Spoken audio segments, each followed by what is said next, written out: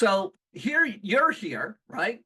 You want to know about AI. So the question is, what is the excitement about? Now, everyone started hearing that word AI. The big flag is waving. Everyone was getting excited when ChatGPT. There's more than just ChatGPT, but ChatGPT is that vocabulary word that everyone's been hearing about. Well, ChatGPT is owned by OpenAI. It was founded in 2015 by tech visionaries, one of which, I don't know if you know this, but Elon Musk was part of that as well. The current CEO of OpenAI is Sam Altman, and he's the CEO of OpenAI. That's the name of the company. The word GPT, we're going to talk about that GPT and NLP and all these vocabulary words, these buzzwords. GPT, it's just a neural network language model. It's a model of computer capability that makes all of this artificial intelligence on computer possible. And we're going to talk about how you can use it. ChatGPT was released in November 30th, 2022. So it was right after the Thanksgiving holiday. And not many people caught notice because it was right, there's Black Friday, there's for those that celebrate the holidays, there's Hanukkah, there's Christmas. So it was really in January of 2023 when people were back from their New Year's holiday that they started to hear about ChatGPT, and then about a year later, Google came out with its own product. First they called it Bard, and now it's called Gemini. So there are others, but basically, ChatGPT revolutionized artificial intelligence worldwide rapidly. And you'll hear the reason why. So ChatGPT is what I call an iPhone moment. So there's a sort of an older picture of Sam Altman. He's holding a phone. There's the logo of ChatGPT in the picture. And the reason why we call ChatGPT an iPhone moment, if you remember in November of 2007, when the iPhone was released, um, it changed the world. I mean, basically, an iPhone is a computer that you carry in your pocket. A year later, Google came out with Android, kind of like what happened with Sam Altman. Sam Altman came out with, OpenAI came out with ChatGPT. It was a year later that Google had its own product. So history repeats itself. So when Android came out in 2008, by 2009, there was competition. And so you look at how iPhones have really grown. I remember buying just a basic cell phone I'll show you if you can see me on camera. This is not active, but this is the actual flip cell phone that I had before my smartphone back in 2009. And even this is a Samsung, still popular product, but look at what we carry around today. So the technology is very powerful. The world is changing. I will say that there is what is called a digital divide. What is a digital divide? A digital divide is where people can sort of move forward and adapt and with the technology, and then there are others who struggle with that. And I'm not saying anything bad. I'm not saying anything poo-poo about anyone. I'm not doing that at all. But it's clearly seen that some people have that aptitude to sort of evolve with new technology, and others find it a little bit more challenging. And I certainly respect that. The world moves faster today than it did many years ago. 300 years ago, you only had to worry about two things: the horses over here and the farm field is over there. That's it. That's all it is. Today, you visit someone's house, right? You're just visiting for a cup of coffee, right? The first thing you ask for before you ask about sugar and cream is what's your Wi-Fi password? I mean, really, that's the world we live in. Tell me that's not true. Okay. But ChatGPT just showed a new way of using technology for everyone. You know, we were all used to Microsoft. We were all used to Excel. We were all used to PowerPoint. Oh, now we've got something new. Okay. So we have to be prepared for that. Let me tell you what Bill Gates says. I saw an interview with Bill Gates, and he sees AI similar as the days of Google. And again, you'll hear me say a lot that history repeats itself. Nothing is new under the sun, right? So what happened with Google and with what happened with ChatGPT when it came out, there was fear. There was a significant amount of fear before gaining acceptance. Because when Google came out, and it was in 1998, everyone was afraid of the power of the computer. That's what really happened in the late 1990s. Everyone was afraid. They were afraid of Google. They were afraid of what at that time was called Y2K. They said, what will happen to the computers after the year 2000? I won't get technical, but there's a clock in a computer that would have affected time in some way. Um, but I won't talk about that. But there was this issue. I don't know if some of you remember that the Y2K, and then 2 years before Y2K, meaning the year 2000, there was Google. So there was a lot of fear going on. Today, the word Google is a verb. What do I mean by a verb? Say, oh, I'll just Google that. I'll Google the recipe for an apple pie, and that's how I'll know how to make an apple pie. So what we were afraid of is now part of our language. Okay. And that's what Bill Gates is saying. The same thing's going to happen with ChatGPT. We'll be afraid of the unknown until it is known. Okay. So new tech does bring fear at first. Even before that, Bill Gates remembers when Windows came out. Now, Microsoft was founded in 1977, so it was before the 1980s. So at a time when Windows eventually came out, he remembered when it first amazed people. I remember that. I remember before Microsoft Word, there was WordPerfect 5.1. I remember before Excel, there was Lotus 123. So everyone in the office used Lotus 123 for their spreadsheets and WordPerfect. It didn't involve a mouse. Okay. I will say this, that the growth of AI did surprise Bill Gates. And what he means by that is that the rate of acceleration is of technology is increasing. It's exponential. Remember that example I said 300 years ago? You only had to worry about two things, the horse and the farm field. Well, that was 300 years ago.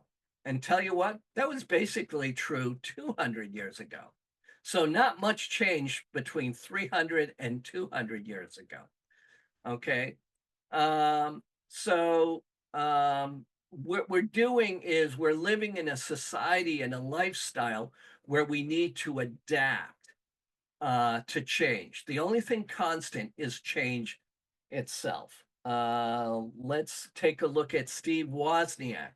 Now, most people know Steve Jobs, but Steve Wozniak was the co-founder along with Steve Jobs. Steve Wozniak was actually more of the grader of the technical computer geek, if I can say that. He was more of the tech. Now he's a public speaker. That's what he's doing now. And as you know, Steve Jobs has passed. I saw him in an interview on the Today Show here. I say here in the US, I usually work outside the US. As you see in number one, AI is just another step in the progress.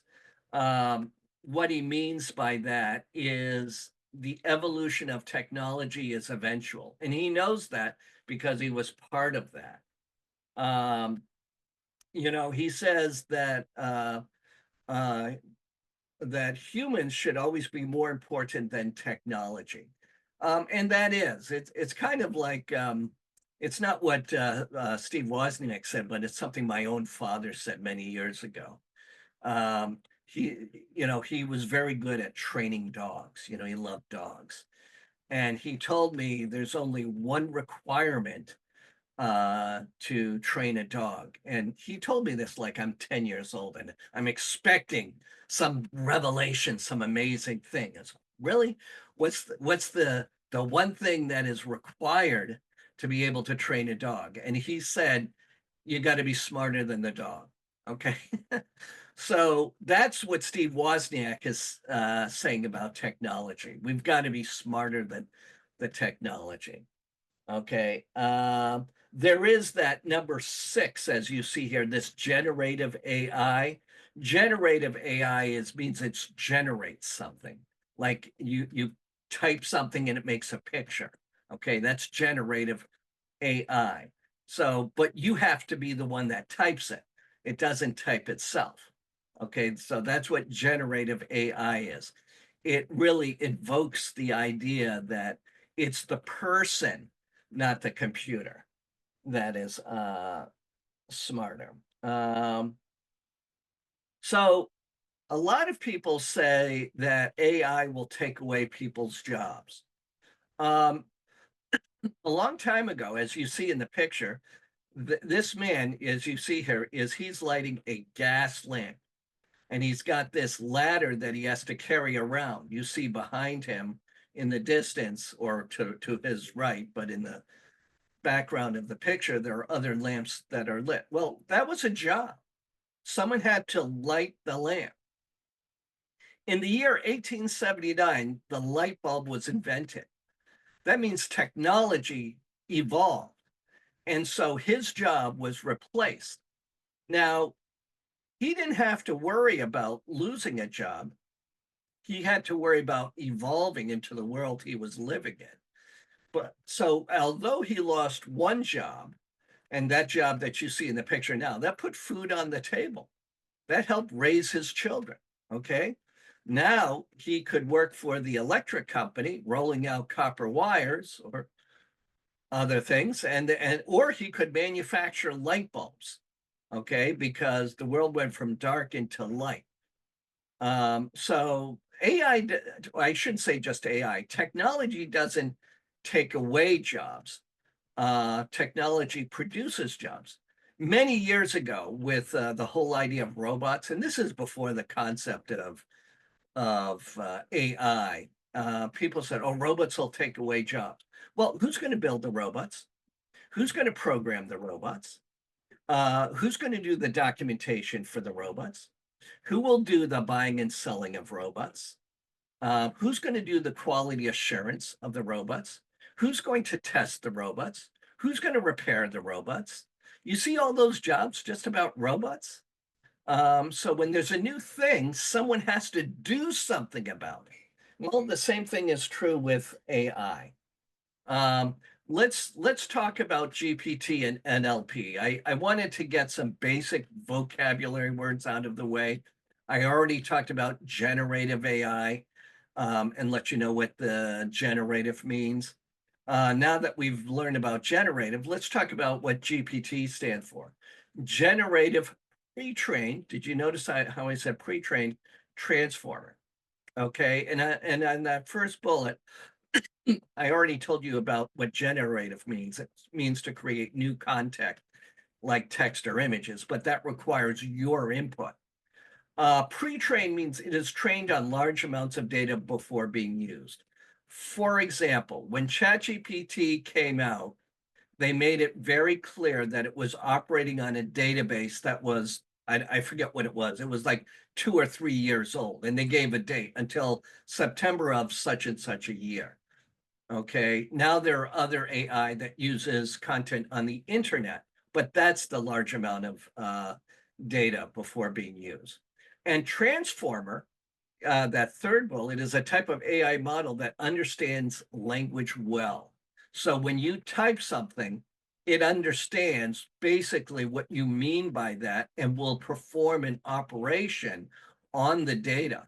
For example, if you say create an image of an apple pie, well, the transformer model understands image is going to be a picture. An apple pie, well, it can do an understanding of what an apple pie should look like. Let's talk about NLP. You hear a lot about NLP. That means natural language processing. So there's two parts. There's the NL, which is natural language, and the P, which is the processing.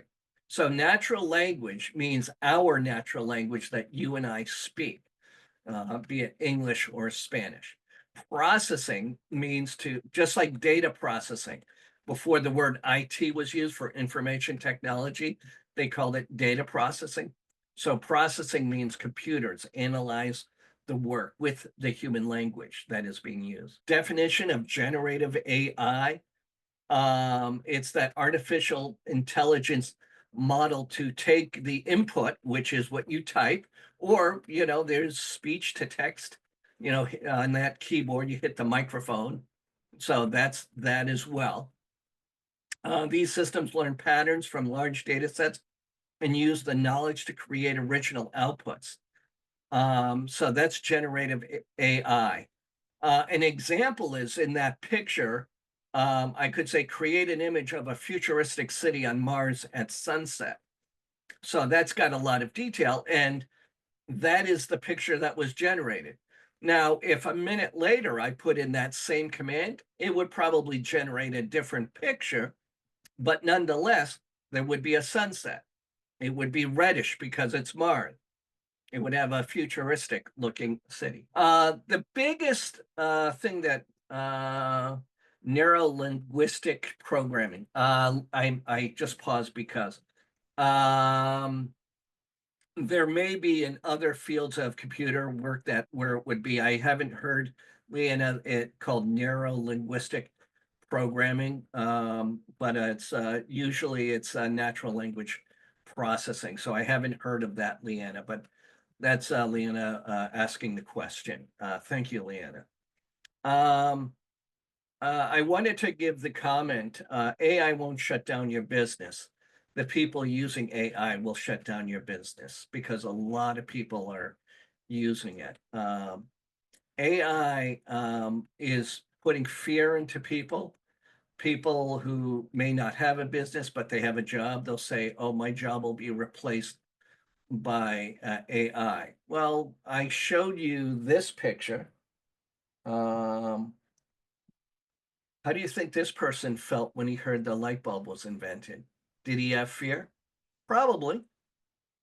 But he has to be ready that there are new opportunities because of the technology. We talked about it. He could work for the electric company, or he could work for the light bulb manufacturing company. Okay. I'm a tech guy. Many years ago, I was in software development. I worked at a data center, kind of like working for Google. There used to be these machines that were about the size of refrigerators that you put these big tapes on, the big tape machine, computer tapes.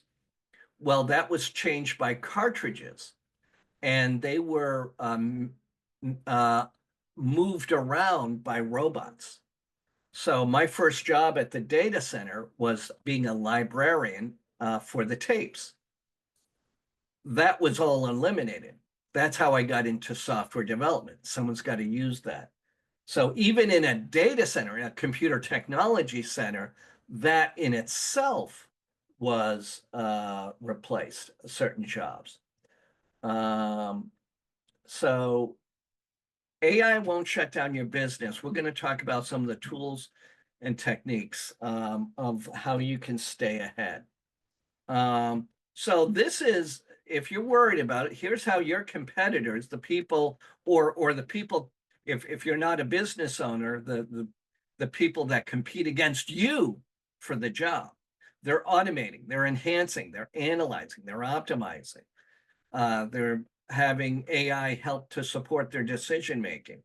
They're increasing their productivity.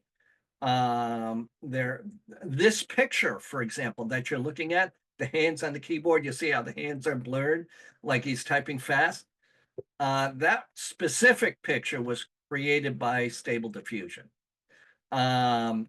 which is an AI tool.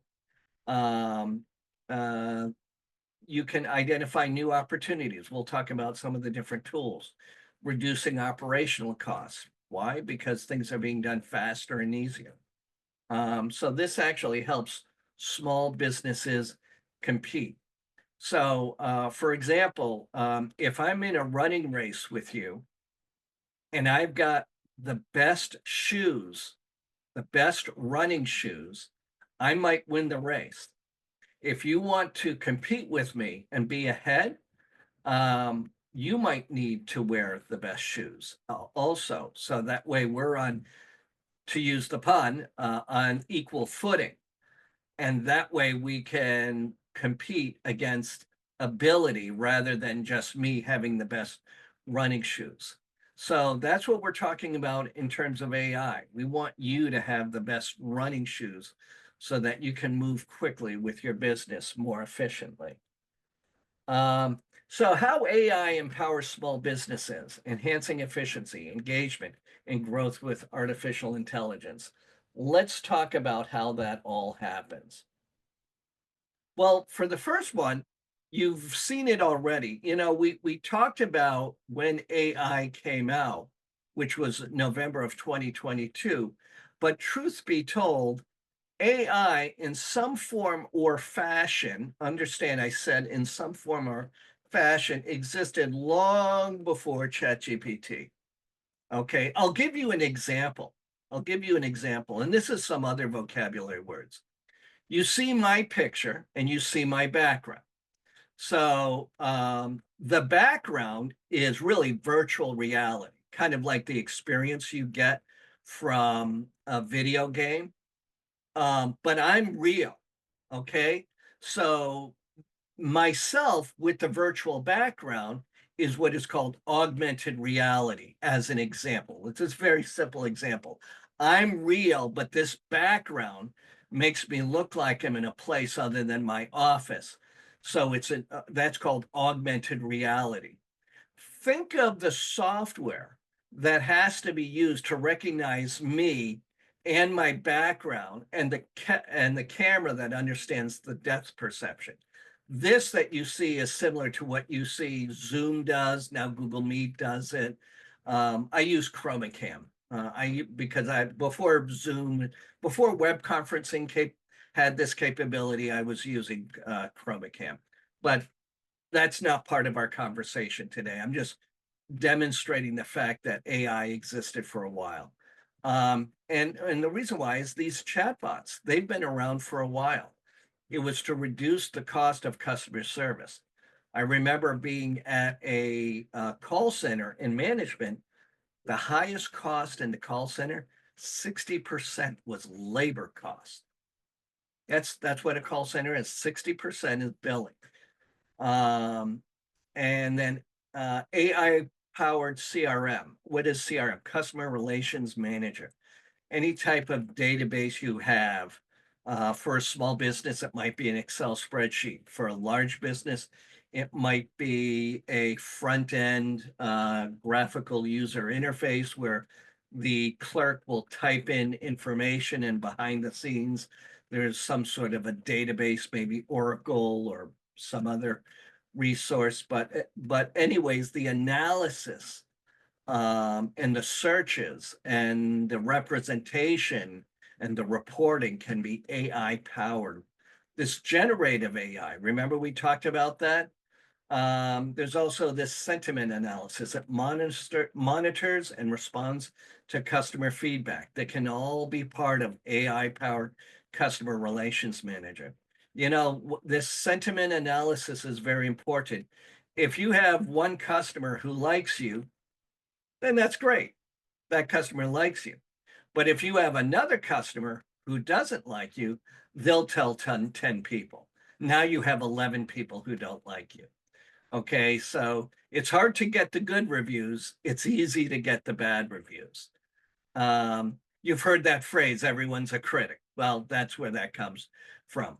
But to reduce the impact, the negative impact to your business, like Yelp reviews or your own reviews on your website, you can provide surveys that are operated through AI, and we'll talk a little bit about that. Let's go marketing and content creation, automated marketing, personalized emails, social post, and lead scoring. Marketing is being used instead of like what you see in the picture where people are trying to figure out what to do and have a meeting and have papers on the table. I remember those days and many years ago. That's the way it used to be. Well, now instead of having all those people with all the paper and all their laptops around a table, that's what a marketing meeting used to be. Now it's just a person who just graduated from the university. The boss gives them a laptop and he does everything that all of these people do. Okay. So the other thing is, you all know it, AI tools for content creation. Obviously, this picture that you're looking at here was created by AI, but it's also good for text, emails, and posts. I'll give you an example of how I do emails. Also, a lot of businesses fall behind on their social media engagement because it takes a lot of time. Well, now that can be left to AI, and also manage the schedules, and also takes a look at what's relevant for trending and things like that. Obviously, the cost savings comes from operations and efficiency. All of this inventory management, so you don't have too much or too little. The scheduling of the import, the export, all of that is optimized and all of that is kept up to date, up to the minute. So that way you don't have extra inventory that has extra cost. And you don't have, if you have too little inventory, there's an extra cost to correct that. Okay. There's a lot of automation that happens behind the scenes, like bookkeeping. I used to do a lot with bookkeeping. I'm not that type of person who does that type of analysis. And now I'm glad that that has been passed off to AI and also some people that work with all of that bookkeeping and that tracking. So there's some jobs that you want to go away, and well, AI can help you do that. This documentation communication is probably one of the first things that people start using AI for. This is the generative AI, which is writing clear product policies and communications. If you're selling a product on eBay, wouldn't it be nice if that product description was awesome? Isn't that a ChatGPT type of job? That's an example of what we're talking about. Now you can have beautifully described products with the right bullets, a nice narrative introduction, nice bullets and things like that. Even this webinar that you're attending right now, right on the SCORE website, it's probably a webinar that has more detail than others because it has different it has an outline beyond the narrative. And all of that was done very quickly with AI. And then we just follow it. So how have people started to use AI? It's tools like ChatGPT, which is from the company OpenAI. Gemini used to be called Bard. This is more of their beta testing. Now it's called Gemini. Gemini is the product from Google. And then Copilot is the product from Microsoft. And they're being used in schools to help with learning and creating content. I'm the founder and president of a university, and that's what we do. We are taking full advantage of creating learning content. So our professors now are facilitators. In business, we save time by writing emails, reports, and summaries. But even after AI generates it, we have to go back. You got to look at it. You got to make the corrections. But still, you save a lot of time. I'm sure all of us, I know I have, There's been an email, one or two in the past, that had to be crafted very carefully just so it could be understood and have the correct information. And it took a lot of time to create that. Well, those emails exist, but now the time has been vastly reduced. Um, Now, certainly, I'll share with you for those software developers or even people using SQL, you're saving a lot of time. You got to go back and make corrections, but for life sciences people who, for example, track the data of a tree growing, and all of that information is huge. It's gigantic. And they use a language called Python to analyze all of it. Well, ChatGPT is good at working with creating code for Python. A lot of these tools are used to show demonstrations and provide support. And companies use them to show how AI can make work more efficient and improve decision making. Okay, so more and more people are getting involved with the AI world. Um, I'm going to show you my example of how I create these wonderful emails. I'm going to tell you a little secret behind door number 3. I told you 2 things. I'm the chair of the Western Mass chapter of SCORE. Has a lot of responsibilities, takes a lot of time. It's a volunteer role. I also told you that I'm a president of a university. How can I possibly do both? Well, very often, if an email comes in and I need to reply to it, I need to sound like I'm a chair. Okay. I need to speak from the heart and be genuine. So I use what I call here B1 plus PRE plus HE and detail for AI email writing. This is something I created. So this is a David Ewan kind of thing. Um, our university is international, so I happen to know what B1 means. It's called the Common European Framework Reference of the English language. The reason why I choose B1 is many years ago, journalists, I used to be in publicity, so I happen to know the printed newspaper of the years past, they wrote them so they were at a 7th grade level language. Why? So that it could reach to the maximum number of people and be relevant. So the PRE stands for positive, respectful encouragement. The HE stands for humble empathy. I remove the humble the hyphens, and then I also indicate to add detail. Why? Just to make my emails more complete. So if I'm lecturing at a class live, and I do it kind of like I'm doing now. There's a camera, there's a blue light, I've got a microphone, I've got lighting, I've got the virtual background, then I get an email from SCORE. It's very time sensitive. I'm the chair. I have to make fast decisions. And so what I do is I have a website where I copy and paste. So where it says write in B1 English with positive, respectful encouragement, with humble empathy, no hyphens, add detail, and then the quotes. Okay. I don't type that all the time. It's a copy and paste from a website. I'm a website developer too, so I have that as my dashboard. So I might have for my text, I'm not coming to the meeting. It's not worth my time.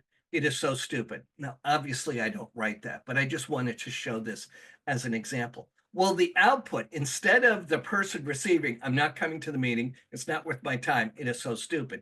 Instead of that, the output is, thank you for the invitation. I will not be able to join the meeting at this time. I feel that it may not be the best use of my time right now, as I have other priorities to focus on. I hope the meeting goes well and brings helpful results for everyone.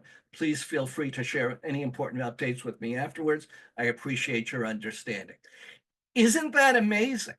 So it's written so it doesn't look brief. It doesn't, and it's not like an email that looks like a text message that's short. It's complete. That's how I send my emails, usually with Score. With people that I know, I obviously type faster, but if I'm sending it out to 40 of the people that report to me, I want it done right. Now people say, they asked me the question last week, said, well, is it wrong that you're sending an email that isn't what you mean?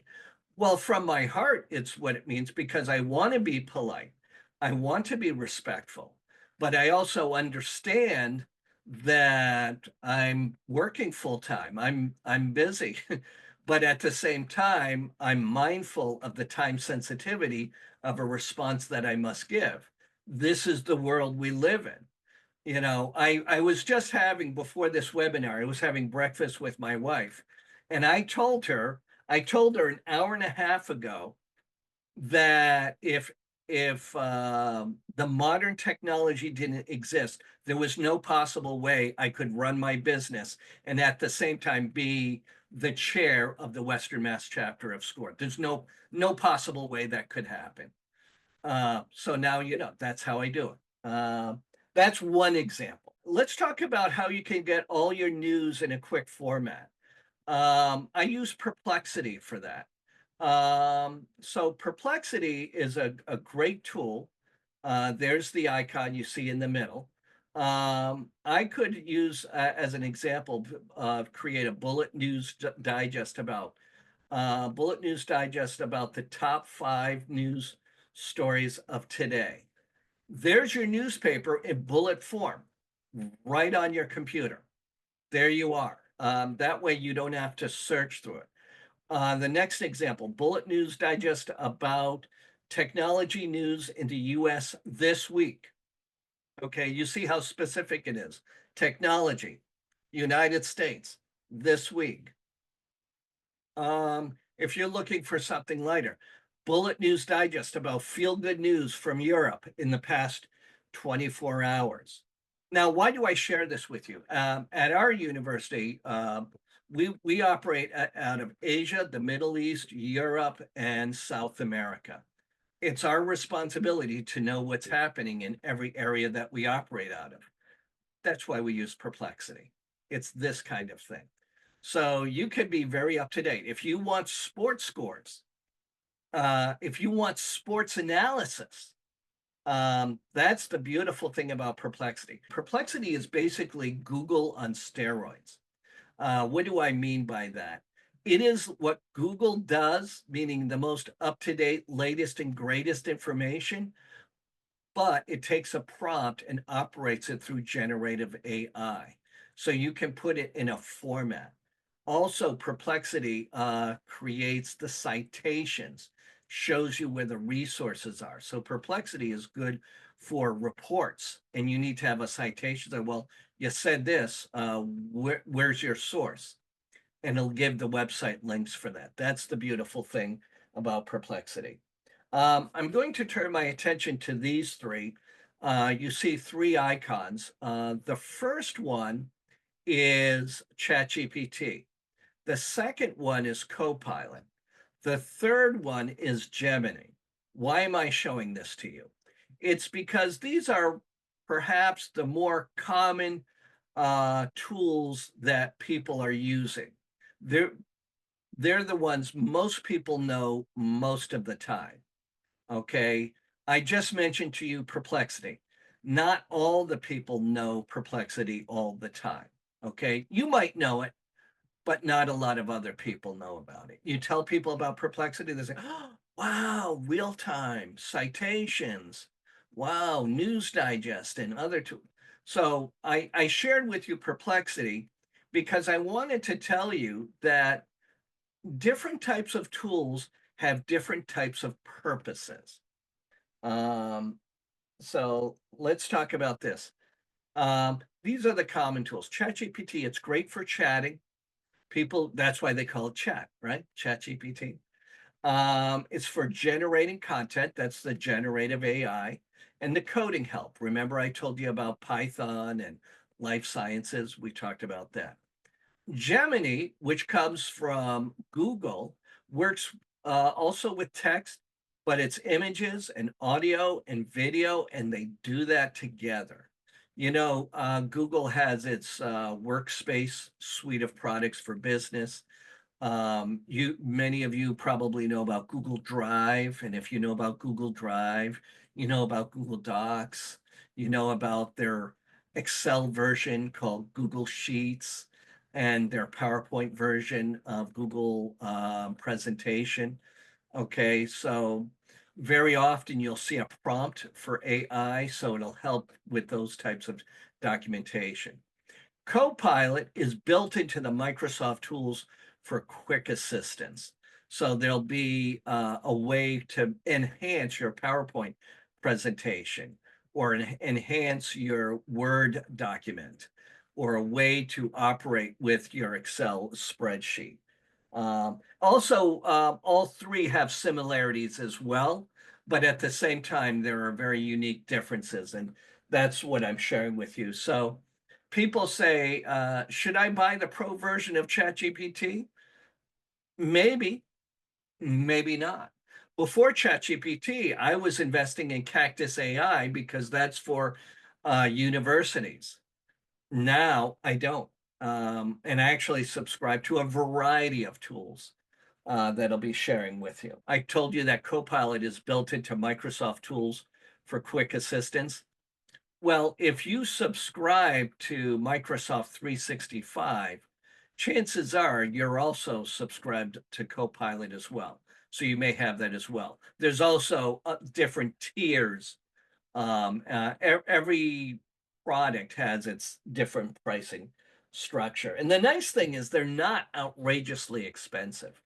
I share with you the websites. I've told you about the tools. The first one you probably know about. The other two might be new, not to all of you, but to some of you. So I share the websites here as well.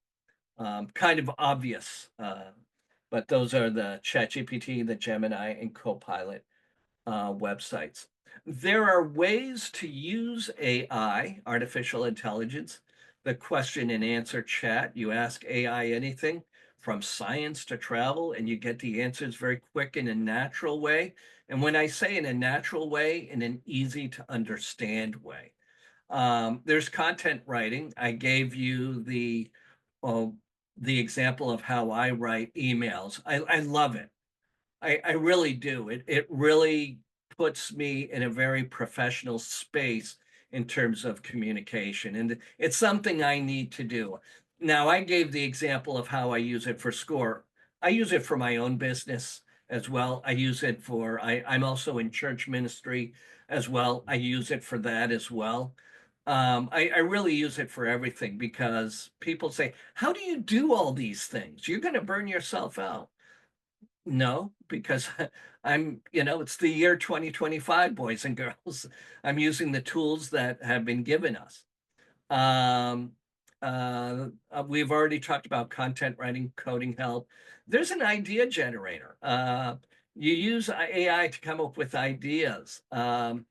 So I'm also an author and also a book publisher.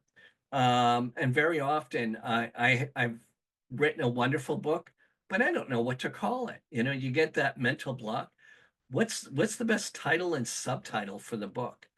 And so that gives me an idea. I say create a bullet list of titles based on this topic.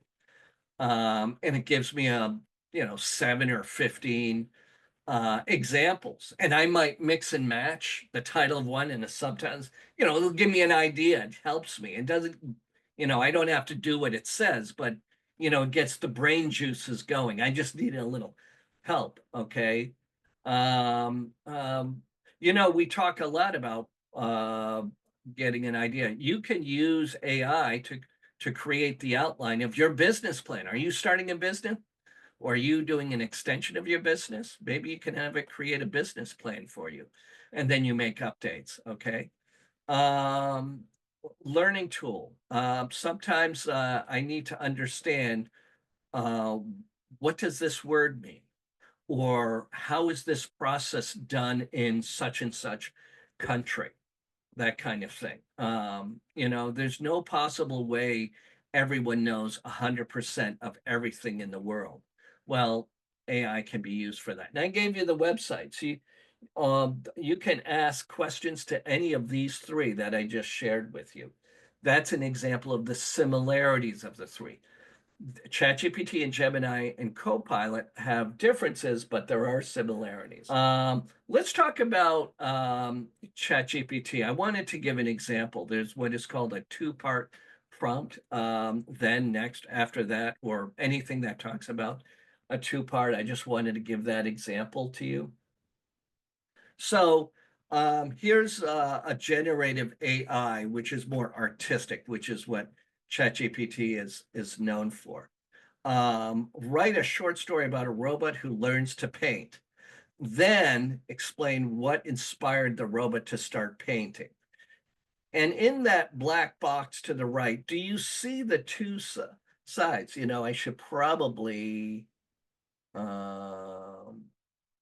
use my smart pen. Here it is. The keyword is then. And with then, here's the short story. It gives a title. It actually wrote a story. There's the story. And then explain what inspired the robot to start painting. And look, there's the inspiration. Okay. Now, I highlight here at the bottom of every prompt is this. This that you see here. This here, and I covered it, this here, it will read it to you. So if you want to hear it, it'll read it to you. If you want to make edits, you can do that. Or if you want it to regenerate, you can use that. This icon, you want to get used to that.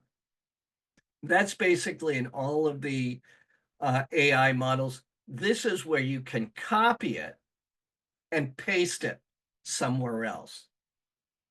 So you can do that. But this is the key thing, is in your prompt, you can have 2 or 3 parts. For example, how do you create an apple pie? First, tell me the ingredients, then tell me the recipe, and it'll put it in that order. And I give that as an example.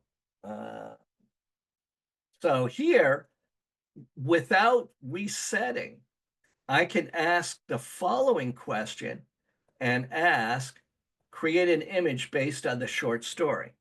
And as I was preparing this PowerPoint, that's the image that was created. So it created the picture that goes with the short story. So that's an example of how ChatGPT is a content generator. Let's go to Gemini. Let's talk about this. So what happens is Gemini has the ability to combine text and image to produce an understanding. So I won't go as far as to say that ChatGPT doesn't do that, but Gemini is perhaps the better product for that. Gemini is the product from Google. So what happened was, and here's the example. The task is you upload a photo. Let's say you have a picture of a fruit basket containing apples, bananas, and oranges. So you upload that, and then you give the prompt, you type in the prompt, what fruits do you see in this image, and which one is highest in vitamin C?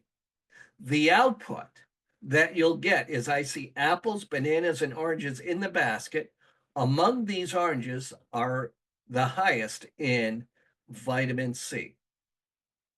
Can you imagine? So it understood what the picture was and was able to understand that oranges have the highest level of vitamin C. Where is it getting its information? The database is all that Google searches. Okay, so it's real live information. So that's an example of Gemini. Let's talk about Copilot, and I want to spend some time talking about that because a lot of people in business or school are using the Microsoft Office. the suite of products. And in this conversation today, I'll speak about just PowerPoint, Word, and Excel.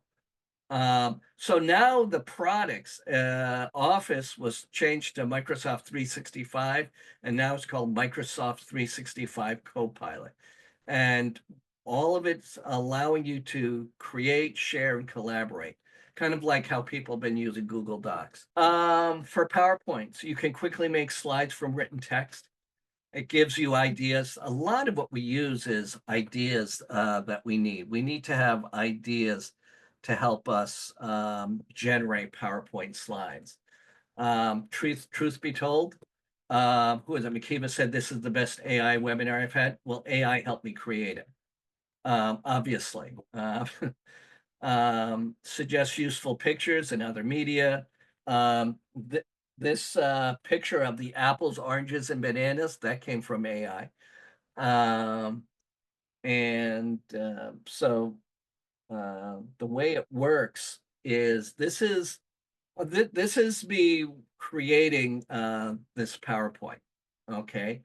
So with Microsoft 365 Copilot, do you see in circle, the red circles, the prompts? When you click on those, it opens up a menu so you can make certain changes. So embedded in the product are prompts. Sort of play around with that. If you have Microsoft 365, this is how you can use AI to create the PowerPoints. So there's there's a lot that you can do with PowerPoints that I did not use in this one. I have to certain follow rules, like you see at the bottom, it says score and SBA. There's certain rules that I have to follow, but for my own business, the PowerPoints that are created are extremely creative. But that's what you see. You'll see these prompts.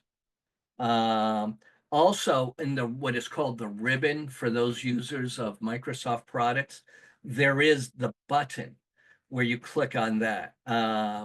And you see the menu underneath that opened, where create a presentation about, and it'll create the presentation, and then you can add to it. So if you need to create a PowerPoint very quickly and you don't know where to start, Copilot's going to create the shell for you, and then you can fill in the rest and also use Copilot to make it really dressed up. Um, Add an agenda slide. Look at that. Summarize this presentation. Look at that. So there's a lot that happens it's not doing the work for you, but it takes some of the basic tasks and makes it easier for you. So that's PowerPoint as an example. Um, uh, One of the things that can happen with PowerPoint and Copilot, PowerPoint using Copilot, is it will create the images for you, like some of the images that I had here. Well, this is an example that you see here in this picture. Um, in Excel, it's the same thing. Even for those that are really deep into Excel and using Visual Basic in Excel, Copilot helps you with that as well. And for those that know about it, really didn't know how to get into it, well, Copilot's going to allow you to get into it now. But it'll also help you generate formulas. Do you notice the red arrow? So right there at the ribbon is the Copilot button. Click on it. Don't be afraid. See what the menu is and take advantage of it. And it also helps you do some analysis, because that's what Excel is all about, is the analysis. It'll take a look at the data and give you ways of analyzing the data in ways you haven't thought of before. Oh, wow. And you can look really impressive with your material. The same thing also with Microsoft Word. It'll summarize the long text into concise bullet points. It'll rewrite and refine the tone or style. Sometimes I gave you the example of a while ago with the email, but here you can rewrite and refine the style of your content easily. You can turn text into tables or lists. So there's also ways where you can be inspired for ideas. Once again, you see on the left side when you have text, there is that Copilot button. You click that, you can change the tone, you can change the style, you can convert a paragraph into a bullet list. And then also at the ribbon, at the arrow at the top right, there's the Copilot button. So just you've probably seen it, start using it, take advantage of it. Why? Because your competitors are. So um, here's more about perplexity. Maybe some of the things I mentioned before, not realizing it would be mentioned later. Here it is, perplexity. There's the website. We talked earlier about how we could have sort of a news digest. So this is what I've already told you about before. It's sort of the new Google. It's sort of the Google on steroids. And you'll be able to see the sources of where it's getting its answers. So what you see in Perplexity is truth based on the sources that you see, and they're valid resources. So if you're working on a project that needs citations, it'll give you the citations. What are the market analytics of Western Massachusetts for landscapers, including demographic and geographic? Create a chart. I had to do something here at SCORE. I had to show all 4 counties of Western Massachusetts the demographics and geographics. And that was presented about a week ago to a district director. Okay. And I used Perplexity to give me the accurate information with citations. I keep stressing with citations. I didn't just use AI and say, trust it. It gave me the citations, meaning the website links where it got it from. What you can do, and you'll see that at the bottom, you can download it as a doc or the option for PDF. In Word, you could change the layout, the orientation to landscape. So what I did was I did export. I downloaded as a doc file. Microsoft Word is what I'm saying. And for my example, I adjusted the size of the header and footer, and I converted it to PowerPoint. Do you see that website, convertio.co/doc hyphen PPT? This is where I can use Perplexity to create a PowerPoint, a shell of a PowerPoint, quite detailed. So I download using this to Word, and in Word, from the ribbon at the top, I click Layout, then Orientation, and then Landscape. So instead of the normal profile, I make it landscapes, just like PowerPoint presentation. I have to adjust the size of the header and footer. Why I might be like here, I've got this banner that I'm required to have for SCORE. So I have to increase the footer so the text goes above it. And then this is the website to take that documentation and convert it to a PowerPoint. Okay, it's a few extra steps, not complicated, but I am using Perplexity. And there's the market analysis. I had to adjust the footer so that the only error is the original had the actual Perplexity logo. That picture did not come through. That's why you see FFL. But I had to adjust the footer so that it would go above this banner. But look, it created the key metrics. Look, it gave an overview.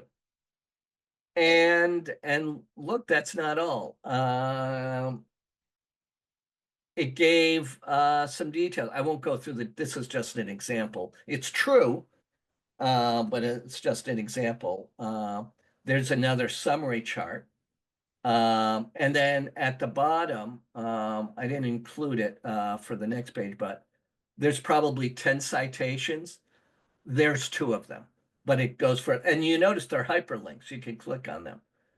And these are websites that you didn't have to figure out where the source was. There it is.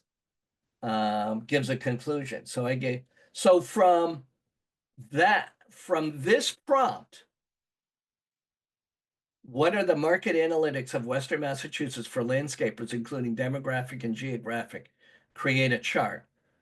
And these 4 steps that I share with you here, I created 1, 2, 3 pages of PowerPoint. Now there's small text, so I'd have to do some editing. Of course, I could use Copilot to do that. I had a limitation because I was doing it with this banner at the bottom, but I could certainly work around that quite easily. But that was just a couple of minutes of working. I want to talk about transcribing notes. Now, obviously, right now, this particular webinar is being transcribed, but I'm talking about when I'm doing notes for Google Meet, Microsoft Teams, Zoom, or even Google Voice. Let me share with you about Google Voice. It's voice.google.com. That is what I use for my business phone. And when I use, I'm showing you some transcription tools, Otter, Crisp, and Read AI. I'm using this. I think they were around the longest. But I want to show you these compete with Crisp.ai. So and there's probably others. I'm just going to show you 3. Okay. So, but I wanted to share with you that even with Google Voice, I have a nice, beautiful summary meetings. And they're bullet forms. I know Zoom does the same thing when you have a meeting in Zoom. What Crisp.ai does is so amazingly more powerful. At the church, the senior pastor might do, or myself, might do a preaching on a Sunday service. I have a tablet next to a speaker. It records it. I take the audio, upload it to Crisp.ai. We have these beautiful notes, very clear, very detailed, very accurate for those that like to study those kinds of things. Or a business conference. A week ago, SCORE had a business conference called Your Business, Your Future. People could have done that as well. Just had their cell phone, just record the audio and then upload it to Crisp.ai, and it makes these beautiful notes. Um, you can transcribe anywhere, and I just gave that to you already. Let me speak about Crisp.ai. I'm not saying it's the better product. It was around longer. I happened to start using it earlier. By the way, remember I said that AI existed long before ChatGPT? I will share with you as I go back. If you look at crisp.ai on the right, .ai is the extension. That website has been around for years, a long time. So the notion of AI has been around for a long time. When I subscribed to AI, it was because they were very good at the noise cancellation, which I needed because I record audiobooks. I told you before, I'm a book publisher, and I do a lot of voice acting. So I've done many audiobooks. So that's why I got that. The transcribing was a benefit that came later. Voice.google.com. I got a free phone number. I also did it for our church. Our church has been around for what, 13, 14 years? Same number, never paid for it. From the website, I can also text from it as well. Voicemails that come in are transcribed. I've had that capability for years. I never give out my personal phone number. I have a phone number that I use for business. So it's what I use. That's how I text clients, even for SCORE. That's how I text clients. Some people say, look, I don't have a computer with me. I only got my cell phone. Can we meet by phone? Yes.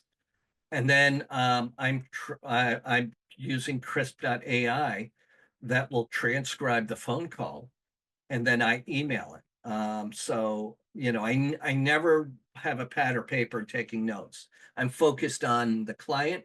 I'm focused on communication. I'm focusing on teaching and mentoring. That's what I focus on.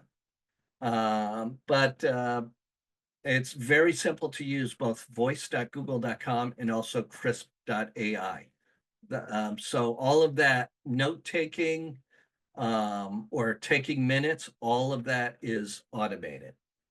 Moving forward. I haven't used this, but I see them very well advertised. So there is turboscribe.ai. It's just another choice. There's three others that I shared with you. The one I use, I don't subscribe to them all. I pick one. I had just happened to pick the one that was first. And that's what I focus on. And images. Let's talk about images. I've listed many here. I want to talk a little bit about Crayon. A lot of people look at all of these image creating products. Midjourney, I think that's basically to use the expression, the Cadillac of image creators. Um, the one I used was the third one, Stable Diffusion. Number four, Dolly, which is part of ChatGPT, which is integrated to number six with the ChatGPT 4.0, which is the paid version of ChatGPT. But I wanted to point out to number one and number five, OpenArt.ai. I haven't used, but I want to play around with it. Crayon, I've used. The reason why it's free is because on the website you'll see there's advertisements. That's why. Um, and the mistakes are there. Nothing serious. Truth be told, I use Crayon sometimes to create a virtual background that I have in my online meetings. Um, every time you see me, I'm in a different virtual background because it's boring to have the same one. I like to have the variety. So I'll use Crayon, create a Zoom background of an office with huge windows and bookshelves. It'll create something and say, that looks good. I use it as a background. Simple. Uh, Leonardo AI right now is considered the best overall. There was a time Midjourney was considered the best overall. So truth be told, who knows who's the best overall. I am impressed with number 8, Copilot. The images that go into PowerPoints, I do like that. These images here that you see on the right side of your screen, that is from Copilot. And I couldn't decide which one, so I put both in. And also Gemini creates great pictures. Everyone's getting involved with great pictures. Uh, there's a keyword called infographic. Infographic, use that. The If you saw that picture of the man lighting the gas lamp at the beginning of our conversation, and there was a little infographic, that was created by AI. What you see on the left, that's created. You might need an infographic in a PowerPoint presentation, embedded in an email. That icon in the middle is Google Mail. Other people use other products, but that's the middle one is Google Mail or Gmail, as we call it. Or you could put an infographic as part of a Microsoft Word document. Create an infographic on how to create an infographic. And that's what it is. One of the things that I did do is I don't use Mac, I use Windows.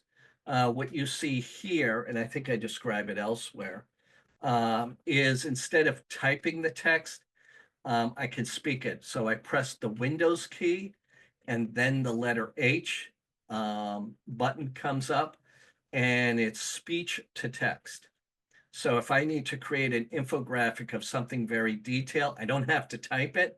I can speak it. Perplexity, how is Copilot used in PowerPoint using Microsoft 365 Copilot app to create images in PowerPoint? And then I copy that output of Perplexity. Remember, we talked about, so Perplexity would give the text that's up to date. And then I copy that and I use that in ChatGPT.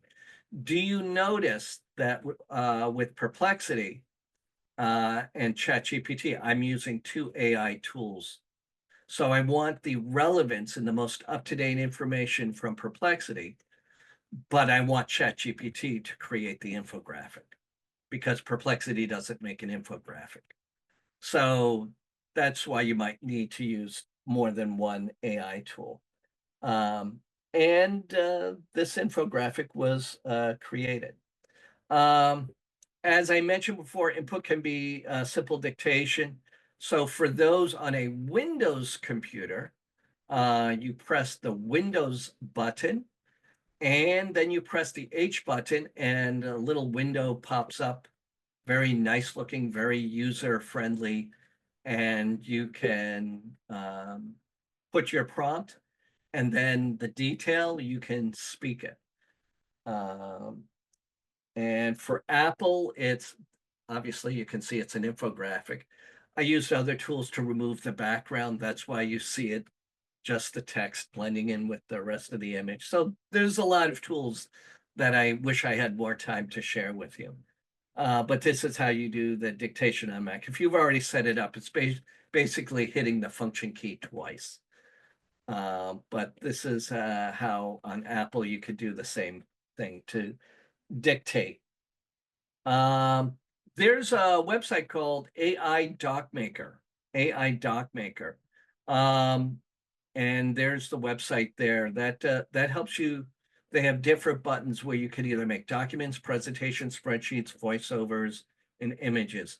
I basically use it to create PowerPoint presentations. Very easy, saves a lot of time, which is why I do so many webinars. It's because I have the ability to create PowerPoints very quickly. I enjoy giving the webinars. It's the work to prepare the webinar. There's a lot of behind the scenes that you don't know about. Well, I've reduced that time drastically by having aidocmaker.com, something for you to look at. For those podcasters out there, you can create a podcast with AI on Spotify. I always encourage small business to create a podcast. There's two products. One is called Revoicer, and which is the AI tool, and then there's the other one called Podcast for Creators, which is owned by Spotify. Spotify created this. The website is creators with an S, plural, creators.spotify.com. Again, creators.spotify.com. Now, you could take AI research text. We've been talking about generative AI and convert it to a podcast with your voice. What Revoicer does is it clones your voice. So you could take the text and it'll be your voice. So for a lot of the podcasts that we use at SCORE, I am using my voice and text rather than be in studio. Now I do audiobooks. I won't show it to you, but I've got a professional microphone here. I'm in a studio right now. You can't tell because I've got the virtual background.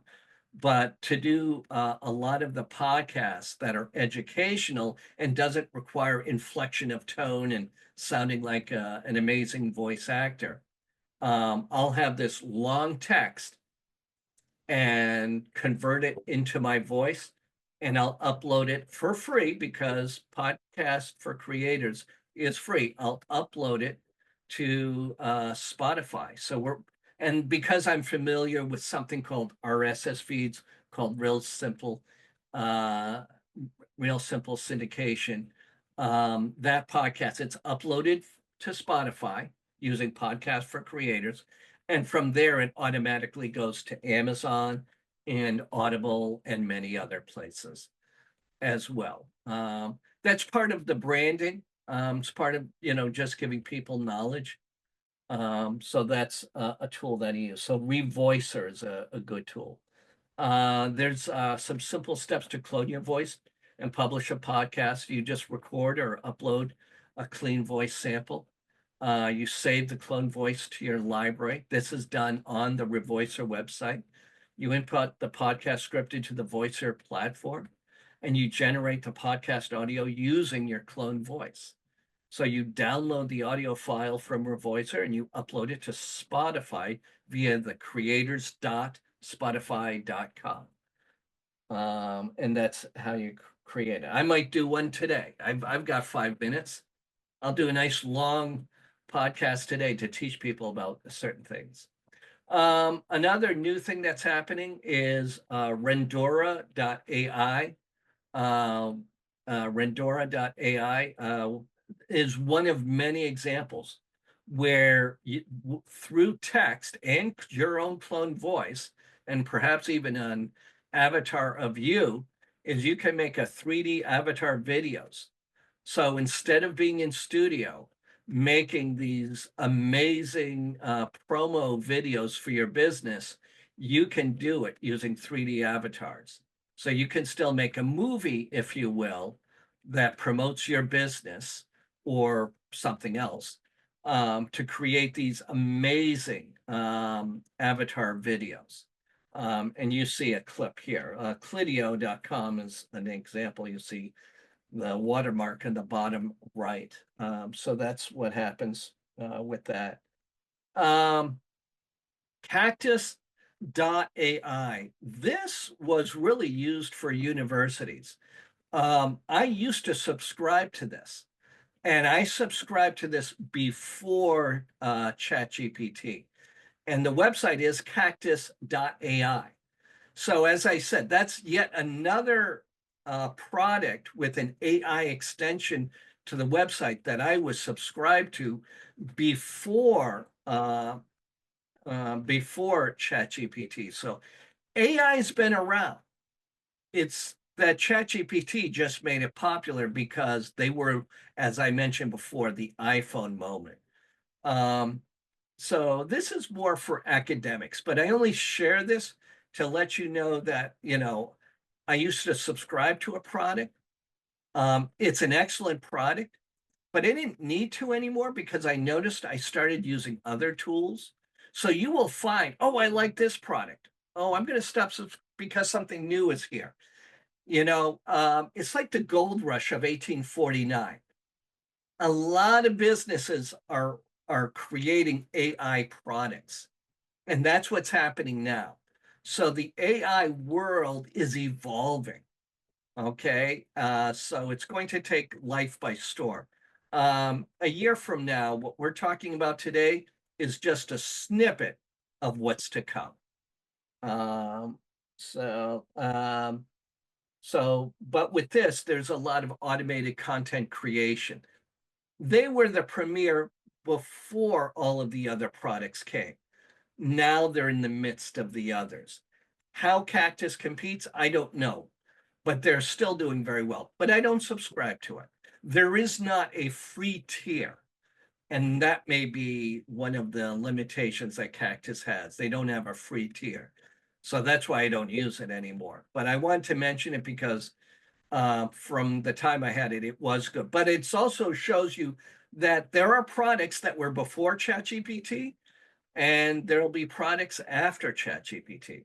I only say ChatGPT because that's what everyone heard of first. But I want to let you know that there were others. So what you can do with Cactus is it'll condense a lot of material. It'll give you some competitor insights. It uses a lot. It's like Perplexity. It uses a lot of real-time information, and it provides the citations.